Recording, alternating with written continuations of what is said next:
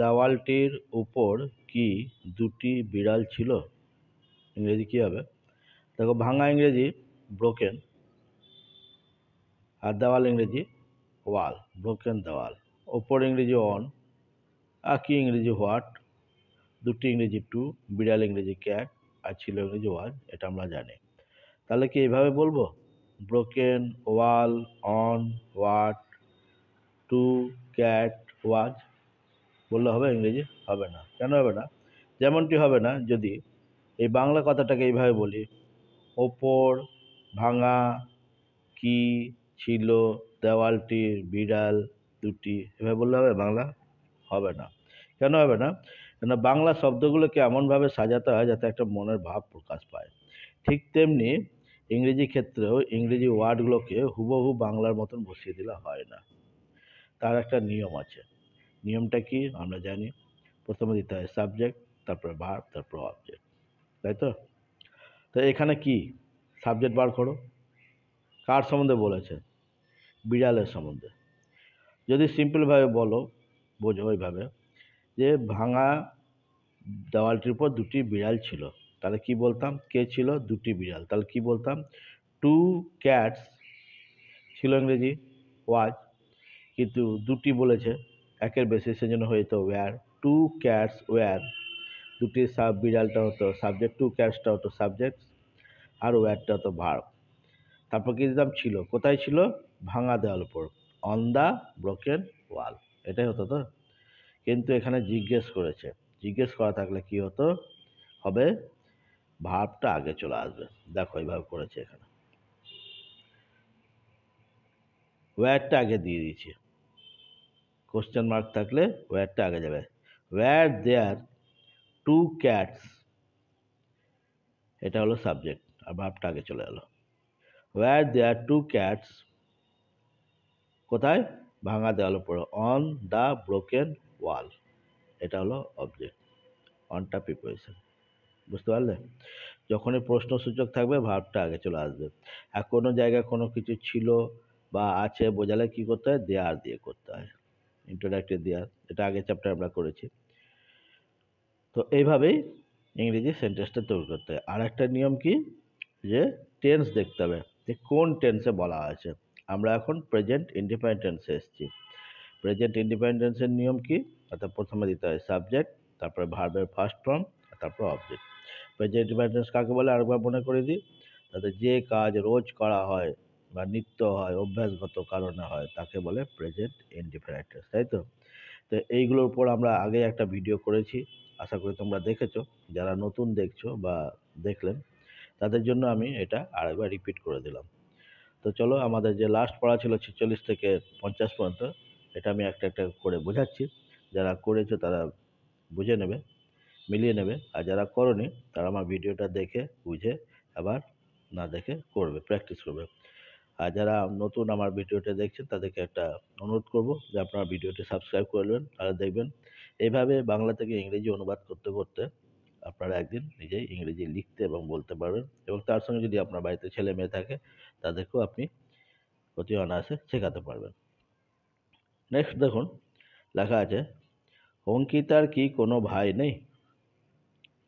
জিজ্ঞেস করেছে এবং না কথাটাও জুড়ে দিয়েছে। তার জিজ্ঞেস করা তাহলে কি হয়? হ্যাজটা আগে যাবে, ভার্বটা আগে যাবে। যদি বলা থাকতো অঙ্কিতার ভাই আছে, তখন কি বলতাম? অঙ্কিতা হ্যাজ ব্রাদার, তাই তো? অঙ্কিতাটা হতো সাবজেক্ট, হ্যাজটা ভার্ব, আর ব্রাদারটা হতো অবজেক্ট। কিন্তু কোশ্চেন মার্ক করেছে, সেজন্য হ্যাজটা আগে চলে আসবে। হ্যাজ অঙ্কিতা, হ্যাজটা হয়ে গেল ভার্ব, অঙ্কিতাটা সাবজেক্ট। হ্যাজ অঙ্কিতা, অঙ্কিতার কি আছে? কি আছে? ব্রাদার। কিন্তু নাই বলেছে, নাই কথা, সেই জন্য নো ব্রাদার আগে নো দিয়ে দেবো। হ্যাজ অঙ্কিতা নো ব্রাদার, বোঝা গেল? হ্যাজটা ভার্ব, অঙ্কিতাটা সাবজেক্ট, নোটা অ্যাডজেক্টিভ, ব্রাদারটা নাউন, অবজেক্টিভে কাজ করেছে। Has Ankita no brother. তারপর দেখো, রোহন কি রূপমকে সাহায্য করে না? ঠিক আগের মতনই, এটা প্রেজেন্ট ইন্ডিপেন্ডেন্ট। যদি বলতো রোহন রূপমকে সাহায্য করে, তার মানে কি? রোহন রূপমকে রোজ সাহায্য করে, তখন কি করতাম? রোহন হেল্পস রূপম, রোহন হেল্পস রূপম, এখানে এস দিতাম।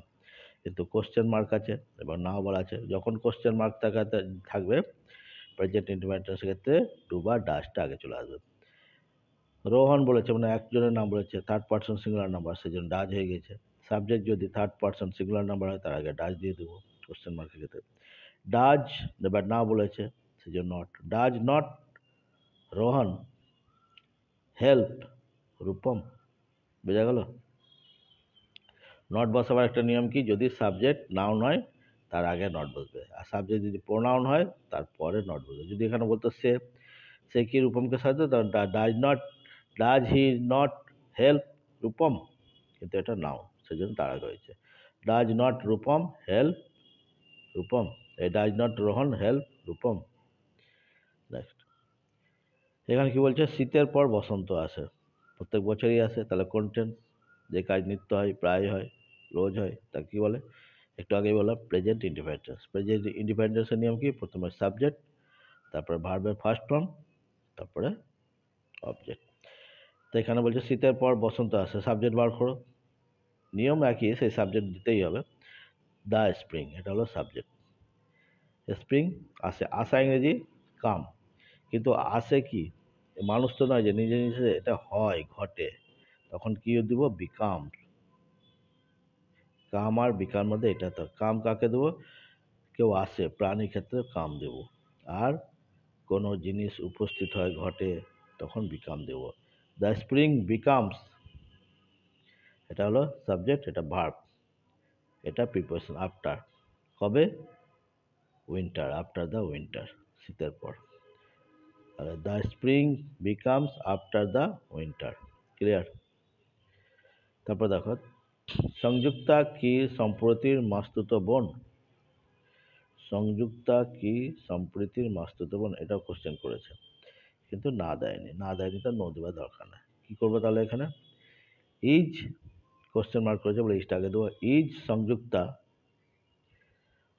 এটা সাবজেক্ট হলো, মাস্তুতো বোন ইংরেজি ফার্স্ট কাজিন, ফার্স্ট কাজিন মাস্তুতো কার না, তো সম্প্রীতি, অফ সম্প্রীতি। Is Sanjukta first cousin of সম্প্রীতি, বোঝা গেল? তো এভাবে আমি তোমাদেরকে বোঝালাম, যারা বুঝতে করেছিলে তারা অবশ্যই মিলিয়ে নেবে ভিডিওটা দেখে, আর যারা করনি ভিডিওটা দেখে বুঝে কিন্তু আবার না দেখে করবে। I always say that you cannot learn English if you cannot practice. Only watching video is not enough to learn English. Therefore, you have to practice. জলে না নামলে যেমন সাঁতার কাটা যায় না, তেমনি ইংরেজি শিখতে গেলে আমার ভিডিওটা দেখে অবশ্যই প্র্যাকটিস করতে হবে। তো এরপরে আমরা যেটা করব, প্রেজেন্ট ইনডিফিনিট টেন্সটা এবার শেষ হতে চললো, পরের পাতা আমরা করব এই 66 পাতা এক একটা। যাদের কাছে এই বইটা আছে তারা করবে, আর যাদের বইটা নেই আমি বলে দিচ্ছি। দেখো কি লেখা আছে, আমি গ্রামে বাস করি, গ্রামটি খুব সুন্দর, এটি একটি নদীর তীরে, আমরা নদীতে স্নান করি, আমাদের গ্রামে দুটি বিদ্যালয় আছে, আমাদের গ্রামে 5,000 লোক বাস করে, গ্রামে একটি মন্দির আছে, একজন পুরোহিত পুজো করেন, গ্রামে অনেক কৃষক আছেন, গ্রামের বাজারটি ছোট। তো এই প্যারাগ্রাফটা কি করতে হবে, প্রথমে লিখবে, বাংলা থেকে ইংরেজি অনুবাদ করে ট্রান্সলেটটা লিখবে এখানে। লেখার পর না দেখে বলবে।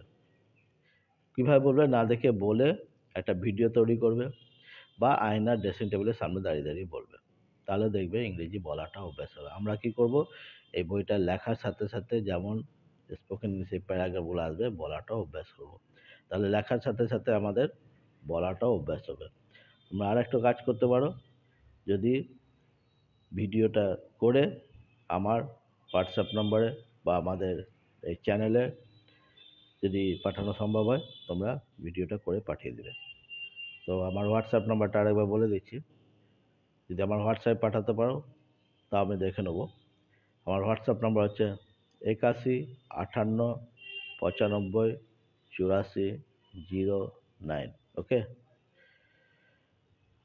তো এটা আমি আজকে বলছি না, নেক্সট ভিডিও যখন করব আমি এটা প্রথমে করব, তারপরে স্পোকেন ইংলিশও করে বলে শোনাবো। ওকে, তো আশা করি তোমাদের আজকে ভিডিওটি ভালো লাগলো। যদি ভালো লেগে থাকলে অবশ্যই লাইক করবে, শেয়ার করবে এবং যারা নতুন দেখলেন তারা সাবস্ক্রাইব করে দেবে। আর যদি কোনো মন্তব্য থাকে তাহলে অবশ্যই কমেন্ট বক্সে লিখে পাঠাবে। Thank you.